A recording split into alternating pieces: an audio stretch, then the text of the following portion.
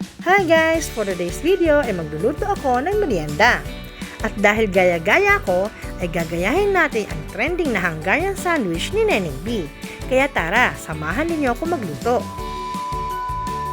At dahil nga nag-trending si Neneng B, ay gagayahin natin ang kanyang Hungarian sandwich. O, di ba?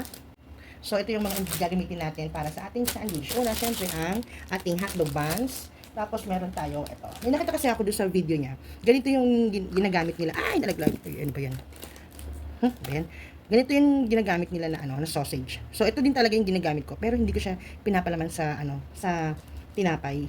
Ang kapartner nito sa amin, pag nagluluto ako nito ng breakfast nila, itong sausage, egg, and fried rice. Yun talaga ang magkakasama. Tapos meron din ako ditong, itong hotdog. Kahit anong brand pwede. So, ito lang yung nakita kong ganito kahabang hotdog. Kaya ito na yung binili ko. Pwede din naman kahit ano, guys. And then cheese. So, kung tatanungin nyo kung anong brand nito, Eden cheese. Wala lang yung box niya na sira na. Pero guys, Eden ito. Kahit anong cheese, pwede nyo gamitin, guys. Wala namang ano yun. Kayo naman ang kakakanya.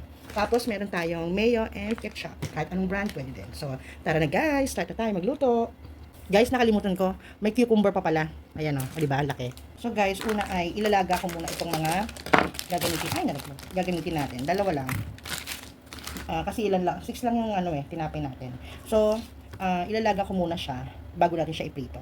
Hindi kasi ako nagde-direct siyang prito eh. Pag nagluluto ako ng mga hotdog, kahit yung maliliit lang na hotdog, tsaka yung ganito, pag nagluluto ako, pinapakuluan ko muna sa tubig para masigurado natin na lutong-luto siya. O, di ba? So guys, sugasan muna natin, tapos ilalaga na natin, ha? So ayan na siya guys.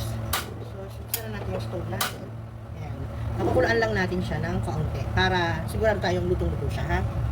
So ayan na siya guys, kumukulo na siya.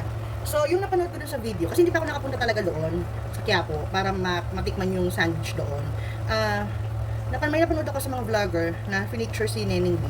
So nakita ko, dinidiretso na nilang prito yung sausage. Pero ako kasi, ganito talaga ako magluto. So, kanya-kanya tayo ng version, guys, ha?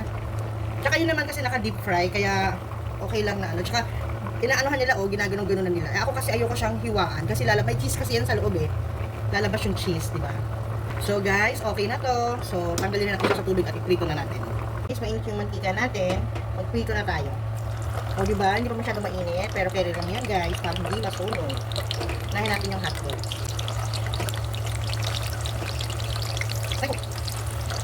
Ikot-ikot lang natin guys. Kasi ayaw naman natin masunog yung ating hotdog, diba? So ayan guys, luto na siya. Hungin na natin ha. Ayaw ko sunog. Of course, ayaw naman ako sunog. Tada! O, diba? Next! Yan, lutuin muna natin siya. So ayan guys, bumigay na siya. Ayan o, diba? Pumutok na. So hungin na natin kasi luto na yan. Tada! O, diba? Next! So guys, palalamigin ko muna siya ng konti. Ang gagawin muna natin, i-slice natin tong hotdog buns natin. I-prepare muna natin ibang gagamitin natin. So ayan guys, slice muna natin yung lagyan natin dito ng ganyan. Hindi ko na ito ipapainit o ito-toast. Ha? Ayan. O, nag-plastic ako ng kamay ko. Baka sabihin na naman ninyo dyan. Kayo naman, kami naman ang kakain. Pero para wala na kayo masabi, nag-plastic na ako ng kamay. Natatakot ako kasi baka mahiwa ang kamay ko eh. Kaya ayoko. Nakakatakot talaga. Pwede na yan. Malaki dyan. So, ayan. Kita nyo ba yan? Ayan. Ito ibukan natin mabuti. Ayan. So, dahil hindi ako makakapunta kay Neneng B sa Quiapo, gawa na lang tayo ng sarili nating Hungarian sausage. O, diba? Hindi ko alam kung magkano yun eh. Hindi ko alam kung 80 pesos o 100 ang isa. Hindi ko alam. Pero kung dito ako sa bahay gagawa, syempre, mas makakatipid ako.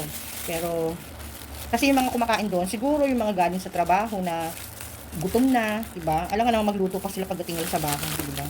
So, ayan, last one. Tsaka marami doon mga vlogger, eh. So, next. Tapos ito yung ating cucumber and tomato. Naalala ko, meron pala siyang nilagay na tomato doon. So, ayan, naghiwa na ako. Wala akong yung malaki, yung sandwich tomato na sinasabi nila. Pero carry na yan, guys. Kamatis din naman yan. And then, ito na yung ating, tara, o, diba? Sausage. So, ayan, guys. Naka-ready na yung ating gagawin na sandwich. So, ito na yung ating hotdog, kahit pumangit na siya. Tapos, yung ating cucumber and tomato, lettuce, cheese, yung hotdog buns, at yung ketchup and mayo. So, tara na, guys. Mag-start na tayo. So guys, try natin gawa ng isa. So una, yung sandwich. And then, itong ating lettuce. Yung tinakita ko pag-assemble nila eh. Tanggalin natin yung matigas. Ayan. Dagdagan natin. So, ayan. Baliktad. Ayan. Tapos, maglagay tayo dito ng ayan. Teka nga, asan ba yung ano? Baliktad. Ayan. Yung tomato. Wait lang guys ha. Ayan.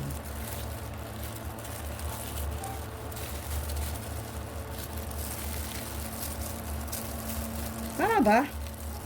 Wala nga kayo dyan. Basta gagawin ko siya. Ayan. Tapos, itong munang hotdog. Ayan. Diba?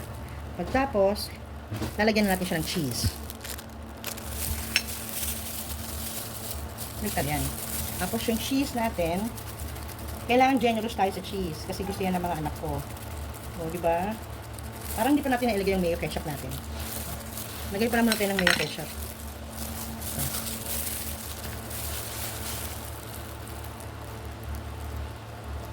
Kita niya? Hindi. Mali ang ano, anggulo. Ayan. Oh, di ba? Ang ganda. Oh. Tapos, yung ating ketchup.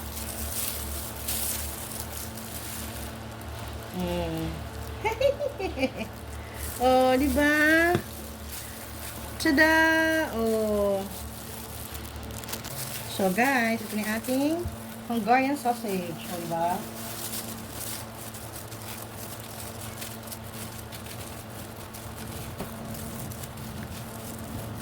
Tada! O, di ba? And then, ating cheese. More cheese, more sarap, diba? Kailangan mag-generous tayo cheese. Kailangan masali pa naman.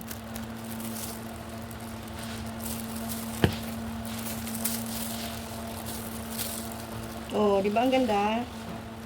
Wow. Tada! Next! Ito na yung last, guys. Ay.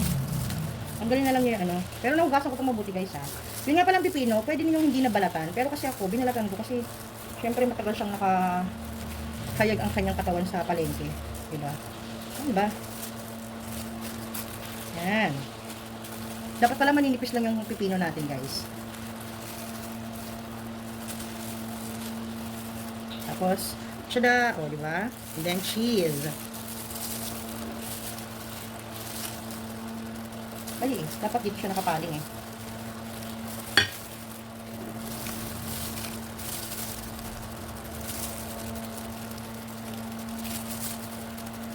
O, diba? Yummy. Daming cheese.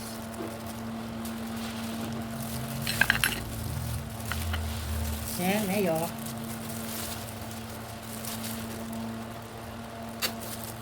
Meron pa siya, guys. Kaya lang kasi ando sa ilalim na sa ano eh. Andun o. Ayan o. Tumatin na natin. Pero na yan. Then ketchup.